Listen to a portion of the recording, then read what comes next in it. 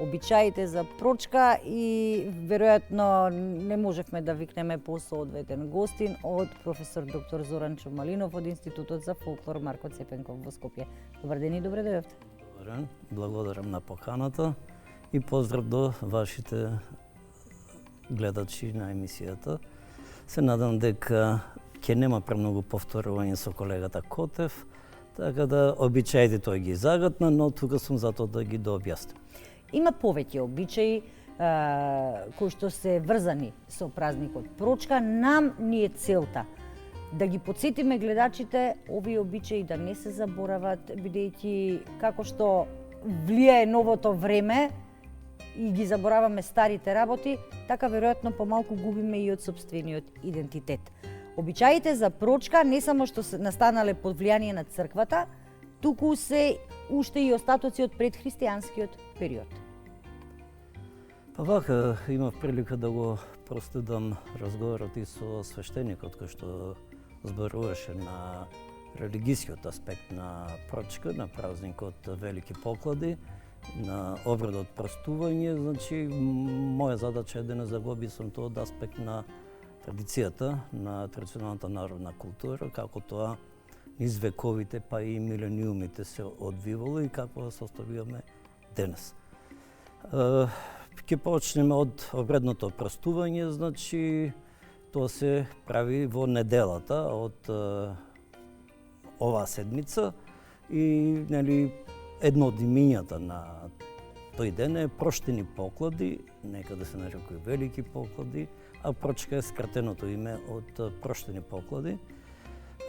Мислам дека свештеникот објасни за покладната вечера, за литургијата што се прави, обредното прстување на ниво на религиската заедница, но тоа истото се случи во рамките на семејството. Господин колегата Котев го кажа за помладите барат прошка од постарите, комашинците од кумовите и така натаму. Значи тоа е едната димензија, едниот аспект на празнувањето на прочка. Кога сме кај обредната вечера, тоа е значи последната вечера со дозволено мрсно јадење, а овде под мрсно јадење за проштени поклади подразбираме не само месо кое што една недела пред тоа веќе е забрането, дозволено е само сирење и јајца и од утредента веќе нема 7 недели никаква постна храна од животинско потекло, никаква мрсна храна од животинско потекло, освен рибата која што според христијанските норми и другите морски животни кои спаѓаат во постна храна. За постувањето е свечен чин, значи дори и не смеело ни трунка месо или во овој случај од сирење јајца да останеме ги забите, бидејќи тоа се сметало за греф на некој начин. И постот кој што започнува со чист понеделник, од редента, значи особено првиот ден и првите 3 дена се многу јак строг пост. Некој ни вода не пиеле тие што тримерене, спомнавме и за тримери во Струмица. Тримерската обредност треба посебно да се елаборира, значи духовно па и физичко прочистување на некој начин. И во оваа недела некои јаделе исклучиво само ниту леб, ниту зетин, тоа не смело ништо да биде присутно на трапезата, само зеленчук и овошје конзумирали. Нормално во саботата на Тодорица одат се пречистуваат во црква и го продолжуваат постот, но веќе можат да јадат и други намирници, не само овошје и зеленчук. Тоа е за димензијата на започнувањето на постењето. Инаку едно од имињата на проштени велики поклади и сирни поклади, значи сирење е дозволено да се јаде. Месни поклади е една седмица пред тоа. Го споменам, мислам, во претходниот разговор. И овие 2 дена месни поклади и сирни поклади или проштени поклади се поврзуваат и со обредни огнови. Спомна колегата Котев за во Струмица како било, значи во секое село, секоја населба во градовите, градските центри, дури на малски принцип се организираат, се палеле такви обредни огнови со разни растенија, суви во овој период од годината што ги има. Сусерка, например, едно од тие растенија што се користи за пламенот на огнот да биде што поголем, да се гледа од подалеку и затоа се палат на некои ричиња, на возвишенија. И огнот има обредна намена за прочистување, значи не само оно што го спомна Котев од болви, вошки и такви штетни инсекти, туку и сето тоа лошо што сме го натоложиле во претходната година, да се ослободиме од него, значи затоа и тоа простување, да бидеме ослободени од гревовите било какви и лошотиите што ни се случувале во изминатата година. Инаку прочка е празник со подвижен датум, нема фиксиран датум, е 7 недели пред Великден, зависи како ќе го И секогаш е во недела. Секогаш е во недела.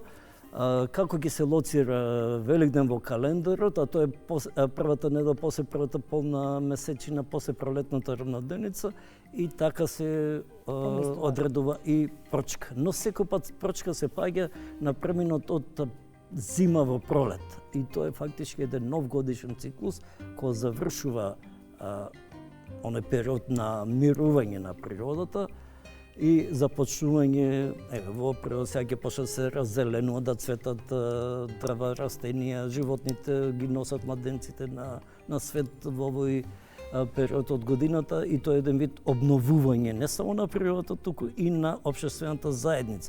И е потребен момент во годината да се ресетира со времени збори би го рекле тоа, општеството да се ослободи од сето лошо зло што го имаме, да акумулира во цела година и стартуваме прочистени во новата година. Од прилика тоа е значењето на прочка во народниот календар, ве се обидам нешто со современа терминологија да го представам. Од она што успеав да прочитам, од прилика сите обреди или традиции се слични во сите делови на Македонија, бидејќи ова со огновите го има и во Западна Македонија во одредени делови.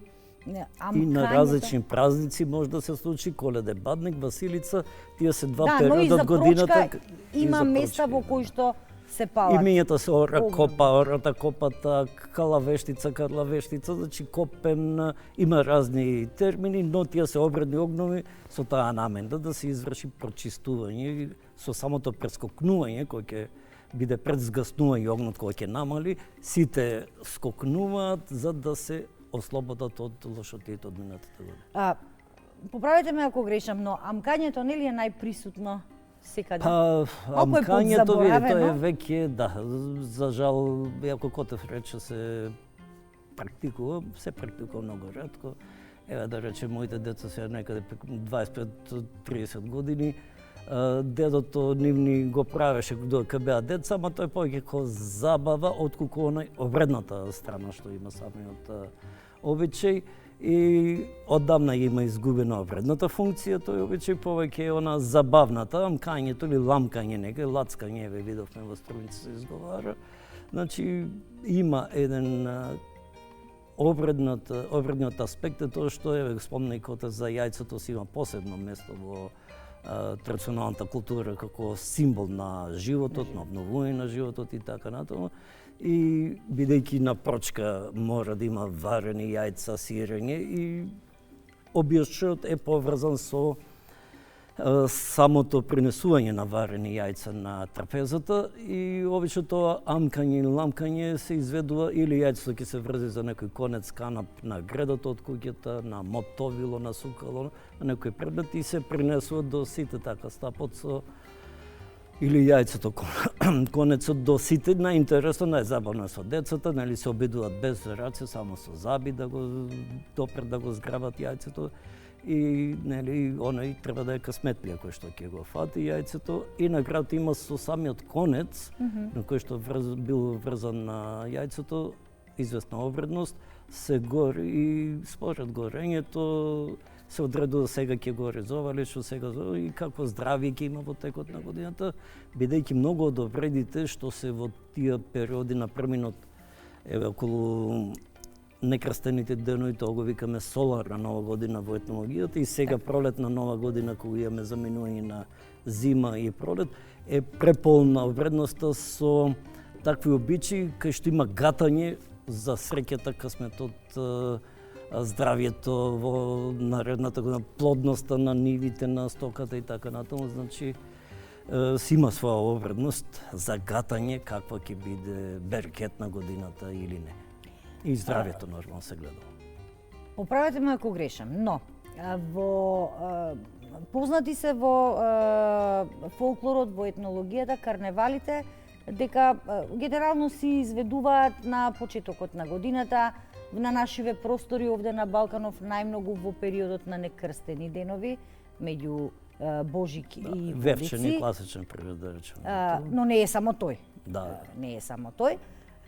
Но и прочка е еден од празниците на кои што луѓето се маскирале. Значи, денес се останати како познати поголеми карневали, Прилеп и прилепските мечкари и струмичкиот за тримери. Видовме еден прилог во кој што се зборува дека и во Скопско, во Љубанци, се уште се одржува карневал. Сурети го викат во Скопска Црна Гора, таквите Прочитав дека и во Велес на времето се правел карневал. Тоа кога кажеме на времето, мислиме некаде од прилика пред 100 години, најблиску бил тој период меѓу двете светски војни. После Втора светска војна замира на некој начин таа традиција, се намалува интензитетот, сега не дека целосно искоренета, но еве има рецидиви, сум бил и во Љубанци, Скопскиот, во Скопска општина Бутел, да речеме, тамо го викаат сега карневал, иначе сите тие маскирани обредни игри, најчесто во Скопска Црна Гора се нарекуваат сурети или сурати, во Вевчани околината тамо, Охридско-Стручкиот регион, за Василица се викат Василичари, Битолско, Демешкисарско, Бавари, исто некрстените денови, но за Прочка се овие суретите и таму има некаде великденските празнувања, некаде Прочка се прават, но пак е тој оној период на смената на годишните циклуси. Тогаш има обредно маскирање, сега за Прочка конкретно некаде има класични обредни поварки со маскирани, мечкарите, да речем, се класичен пример во Прилеп и таму сум присуствувал една година. И тоа е пак празник на касапите, на месарите и бидејќи нели они меѓу другото треба да го заколат животот, да го одерат и така натаму, и гревовите натрупани заради тоа треба да им се прочистат на Прочка, значи да се ослободат од наводен крв, нели што ги колат животните, и си имат они своја традиција со посен граб во понеделникот и така натаму. Во неделата мечкарите се фактички преоблечени месари, касапи и други учесници во нивна чест го прават тој ритуал обред на обредни групи со маскирани учесници, со животински кожи и така натаму, додека струмичкиот карневал на првично, јас како дете се сеќам, беше во вторникот од тримерите, значи вториот ден од постите, од великденските пости, а денес е поместен сабота, недела од практични... Од комерцијални причини. Комерцијални, туристички и така натаму. Иначе правичното беше, и се сеќавам до писникот кога сега Струмица, тогаш и уште ги црно-бели беа емисиите, ќе прикажа како карневалот во Струмица и таму со овие од кромит, венци, лук, пиперки, суви и така натаму, со црнење на лицата, еден вид обредно маскирање се правеше, но денес гледаме мажоретки од сите краји на светот, од Аруба, некои екзотични земји што не сте ни слушнале, доаѓаат и ја зголемуваат таа свеченост на Струмичкиот карневал. И обредните маскирања, значи некаде може да бидат да прераснат во такви обредни дружини, но некаде имало само ќе се преоблечат во несекојдневна облека, не специфична за тој регион. Например, кога кажам не секојдневна, не мислам на празничната, па сега да се дотерат како за на собор, што ви рекле, туку ќе облечат во турска носија, во влашка, во ромска, да не речеме навраната циганска, го употребува терминот, и така се правило да вид дефиле низ улиците, особено тоа во градските насела било, и тоа било еден замена, синоним за она обредно маскирање. Веќе се напушта на класичното со обредни игри под маски, долно било маскирање на некој начин, проблекување. Нешто денес имаме за 1 април, децата од школото имат обредно маскирање, и кој ќе има најинтерес, не убава маска, па излегуваат на плоштад и така натаму. Значи, пак ќе кажем, оној период на смената на годишните циклуси е еден од елементите на овогодишни обредното маскирање. Знаеме, господине Малинов, гледаме дека обичаите и обредите претрпуваат измени како минуваат годините, под влијание на модерното време се веројатно сведени на минимум од она што некогаш биле. Но и како такви, како завршница за разговорот, што се правиме ние за тие да постојат барем како минимум за одбележување на нашите празници? Вака се, би кажал една латинска изрека, уште пред 2000 години кусор кажана, о темпора, о морес. Значи, уште пред 2000 години жалеле за обичаите што се правеле некое време предходно. Да не спомнуваме за Жензифов, има пред 150 години напишано. Сега ги изгубивме нашите носи и почна да носат градски облека и така натаму. Значи, секој пат има модификација на обичаите, на обредноста. За жал, во последно време тоа се одвива со космичка брзина и сме сведоци, јас не случајно спомнав како дете, памтам дописникот од Струмица за тој карневал како изгледаше, а како изгледа сега во Струмица. Сега е подредено на профит бизнес, туризам, промоција на општината и така натаму. Па многу е важно Струмица или Прилеп или Вевчин се зачини во ФЦЦ или ФКК, зависи кој како Светската федерација на карневалски градови.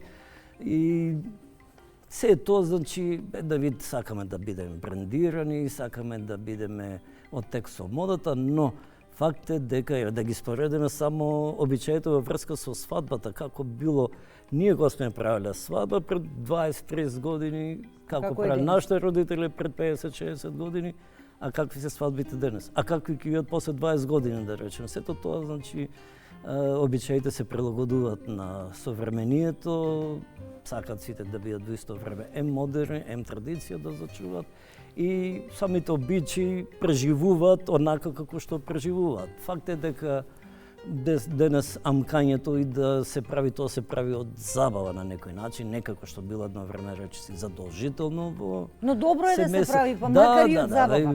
Обредното маскирање некако за прочка остана само мечкарите во Прилеп, Струмичкиот карневал.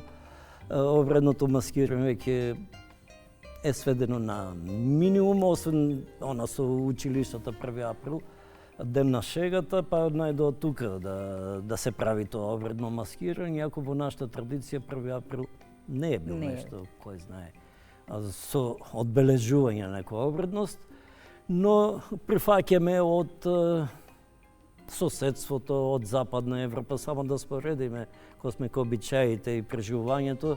Еве, пред 2 седмици имавме Свети Трифун, Свети Валентин имавме. И сега паралелно светците, да не речам, се борат за своето место под сонцето, односно кој празник ќе биде повеќе практикувано, да кажам, младите се повеќе за модерното, старите се повеќе за постарото, иако има нели и обратни состојби, но таа глобализација си го зема данокот. Еве во Кореја, земете Јапонија, Свети Валентин, што им значи некој христијански светец, но и до таму е стигнато, значи некои модерни обичаи, тоа ни ги сервираат оние медиуми светски од западниот свет и па наставниците, учителите, професорите по англиски ги наметнуваат не само Валентин и Халове и така натаму, значи ќе кажам, сакаме да бидеме модерни, се трудиме да ја задржиме традицијата. Нашава врска, како институт за фолклор, како етнолошка професија што имам, е да успееме да ја зачуваме, да ја конзервираме таа традиција што сме ја затекнале барем кога сме биле деца, да пренесеме нешто на идните генерации и не случајно сега е во мода, условно така кажано, она заштитата на нематеријалната култура наследство. Јас сум изработуваш над 10 такви елаборати, кај што потенцирам дека тој обичај е загрозен од тие причини, треба да се преземе тој и тоа да се заштити. И се надевам дека државата, тука и управата заштита култура наследство, Министерство за култура, сега и туризам, дека ќе најде сили, ќе смогне и средства се потребни за сето тоа да се дојде во еден ред, да не ни се случува утре кога ќе се свртим позади нас, ништо не останало традицијата што сме примили од нашите предци. Токму заради тоа ги правиме ваквите емисии, за да не биде дека ниту нешто помниме, ниту пак се грижиме за тоа дали ќе остане нешто зад нас. Професоре, јас ви благодарам што денес одвоивте време и што бевте дел од нашата емисија.